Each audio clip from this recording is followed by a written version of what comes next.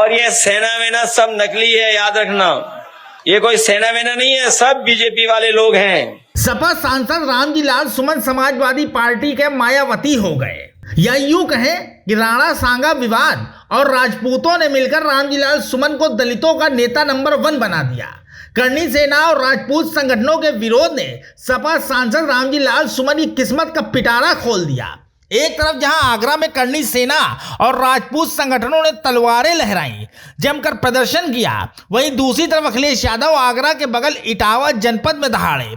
अखिलेश यादव ने कहा कि हम रामजी लाल सुमन के साथ हैं। इस दौरान उन्होंने राजपूत संगठनों और मुख्यमंत्री योगी आदित्यनाथ पर भी निशाना साधा। रामजी लाल सुमन जी या किसी भी कार्यकर्ता का अपमान करेगा तो हम लोग भी समाजवादी लोग उसके साथ खड़े दिखाई देंगे, उसकी सम्मान की लड़ाई लड़ने का काम करेंगे।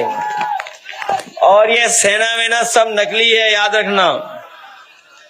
हिटलर ने भी बनाई थी एक ट्रूपर। हिटलर अपने समय पर एक फौज रखता था, अपने कार्यकर्ताओं को पुलिस की वर्दी पहना देता था, फौज की वर्दी पहनाता था, फिर अपने विरोधी लोगों को पिटवाता था। उसका नाम था ट्रूपर्स, कहा करते थे उसे। ये बीजेपी वालों की ये ट्रूपर है, ये जो सेना दिखाई दे रही है, ये कोई सेना वेना नहीं है, सब बीजेपी वाले लोग हैं। अखिलेश यादव जिस तरह खुलकर अपने दलित सांसद रामजी लाल सुमन का समर्थन और राजपूत संगठनों का विरोध कर रहे हैं, उससे भविष्य की सियासत पर चर्चा भी शुरू हो चुकी है। रामजी लाल सुमन का विरोध बीजेपी को सीधा नुकसान पहुंचा सकता है। ऐसा माना जा रहा है कि रामजी लाल सुमन आने वाले वक्त में समाजवादी पार्टी के लिए मायावती साबित हो सकते हैं। वैसे आपके लिए बात जरा अजीब है, लेकिन सियासी पंडितों का अंदाजा कुछ ऐसा ही है। असल में अब तक बीएसपी सुप्रीमो मायावती को यूपी की सियासत में दलितों की हितैषी माना जाता था।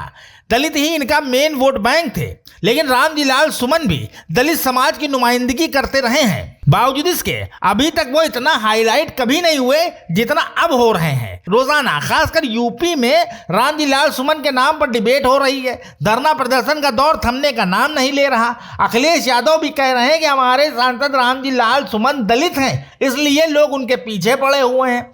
वहीं करनी सेना जैसे संगठनों के भड़काऊ बयान आग में पेट्रोल का काम कर रहे हैं। वहीं अब जरा राणा सांगा विवाद को बारीकी से समझिए। महाराणा सांगा का जन्म राजस्थान में हुआ। सपा सांसद रामजी लाल सुमन ने राणा सांगा का अपमान दिल्ली स्थित संसद में किया। करनी सेना की शुरुआत भी राजस्थान से हुई। रामजी सुमन के बयान पर हंगामा राजस्थान में होना चाहिए, लेकिन वहां तो शांति ही शांति है, और हंगामा सिर्फ उत्तर प्रदेश में हो रहा है, जहां सीएम योगी सत्ताधीश हैं। अब ये बताने की जरूरत नहीं कि अगर कानून व्यवस्था बिगड़ती है तो सीएम योगी पर सवाल जरूर खड़े होंगे। हजारों की संख्या में करनी सेना के कार्यकर्ता इस वक्त आगरा में हैं और खुले हथियार लेकर प्रदर्शन कर रहे हैं। मीडिया रिपोर्ट्स के मुताबिक प्रदर्शन के दौरान जब पुलिस पहुंची तो करनी सेना के कार्यकर्ताओं ने पुलिस को ही घेर लिया, जिसके बाद पुलिस को मौके से निकलना पड़ा। वहीं करनी सेना ने दोपहर में ही सपा सांसद रामजी लाल सुमन के घर जाने का ऐलान कर दिया। हालांकि लालजी सुमन की सुरक्षा के लिए 500 जगहों पर बैरिकेडिंग की गई है। सड़कों पर पत्थर के बड़े बड़े बोल्डर रखे गए हैं। 10,000 पीएसी और पुलिस के जवान तैनात हैं। ड्रोन से निगरानी की जा रही है। सिर्फ अगर रामजी लाल सुमन के आवास की बात करें तो 1000 पुलिस वाले तैनात हैं। कुल मिला के सीएम योगी भी अब रामजी लाल सुमन की सुरक्षा को लेकर फुल अलर्ट है।